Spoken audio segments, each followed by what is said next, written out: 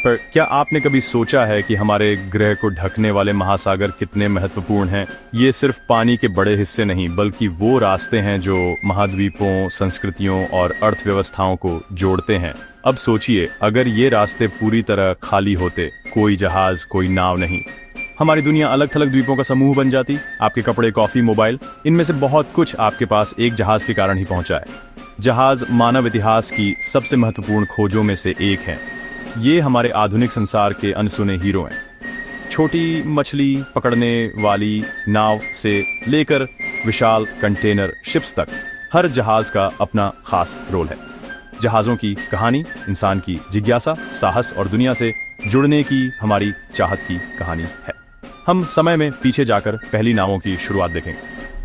शुरुआती यात्री जहाजों पर सफर करेंगे और आज के विशाल जहाजों की भव्यता पर हैरान होंगे।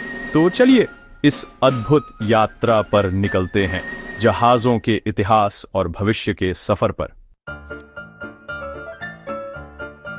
जहाजों की कहानी शुरू होती है एक साधारण जरूरत से, पानी को पार करना। हमारे पूर्वजों ने देखा कि लकड़ियां पानी में तैर सकती हैं और उन्होंने इन्हें नदियां पार करने के लिए इस्तेमाल किया। धीरे धीरे उन्होंने कई लकड़ियों को बांधकर बेड़े बनाए।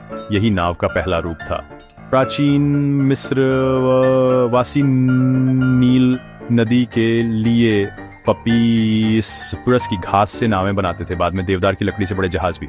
फोनीशियन और ग्रीक सभ्यताओं ने मजबूत व्यापारिक और युद्धपोत बनाए, जिनसे समुद्री व्यापार और साम्राज्य बढ़े। नाविक सूरज, तारे और तटीय निशानों से रास्ता ढूंढते थे और अनजाने खतरों का सामना करते थे। साधारण बेड़े से लेकर विशाल रोमन जहाज तक, हर खोज ने दुनिया को करीब लाया। ये प्राचीन जहाज शक्ति, हुनर और इंसानी खोज की भावना के प्रतीक थे। लंबे समय तक समुद्री यात्रा व्यापार, खोज या युद्ध के लिए थी, यात्रियों के लिए नहीं। 19वीं सदी में भाप इंजन के आविष्कार ने सब बदल दिया। अब सिर्फ यात्रियों के लिए बने जहाज बनने लगे। एसएस सवाना ने 1819 में पहली बार स्टीम पावर से अटलांटिक पार किया और फिर बड़े, तेज, आरामदायक जहाज आए।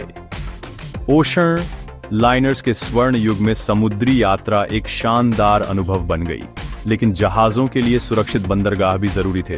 प्राचीन लोथल का बंदरगाह सिंधु घाटी सभ्यता में दुनिया के सबसे पुराने डॉक में से एक था। लोथल और शुरुआती यात्री जहाज दिखाते हैं कि व्यापार और लोगों की आवाजाही के लिए जहाज और बंदरगाह दोनों जरूरी हैं। ये साझेदारी हजारों सालों से वैश्वीकरण की ताकत रही है। जहाजों का सबसे बड़ा असर हमेशा व्यापार पर रहा है।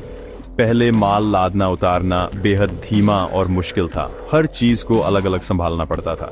1956 में माल्कम मैकलीन ने कंटेनर शिपिंग शुरू की। सामान को बड़े स्टील बॉक्स में भरकर सीधा जहाज, ट्रेन या ट्रक में रखा जा सकता था। कंटेनराइजेशन ने समय, लागत और चोरी तीनों को कम कर दिया। अब विशाल कंटेनर शिप्स दुनिया भर के बाजारों को जोड़ती हैं। स्वेज और पनामा नहर जैसे जल मार्ग व्यापार को तेज और सस्ता बनाते हैं। आज सस्ते इलेक्ट्रॉनिक्स, कपड़े, फर्नीचर सब कंटेनर शिपिंग की बदौलत है। ये स्टील बॉक्स आधुनिक वैश्विक अर्थव्यवस्था के अनसुने हीरो हैं। It's Trowder Browsum Street for SS। जब मशहूर जहाजों की बात आती है तो टाइटैनिक सबसे पहले याद आता है। 1912 में लॉन्च हुआ अपने समय का सबसे बड़ा और शानदार जहाज, लेकिन आज के क्रूज शिप्स उससे कई गुना बड़े और भव्य हैं। आइकॉन ऑफ द सीज जैसे जहाज अब ठहरते शहर हैं। हजारों यात्री, water park, theatre, restaurants.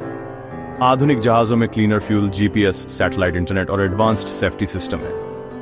Titanic के समय जहाज सफर का जरिया थे, अब खुद सफर ही मंजिल है।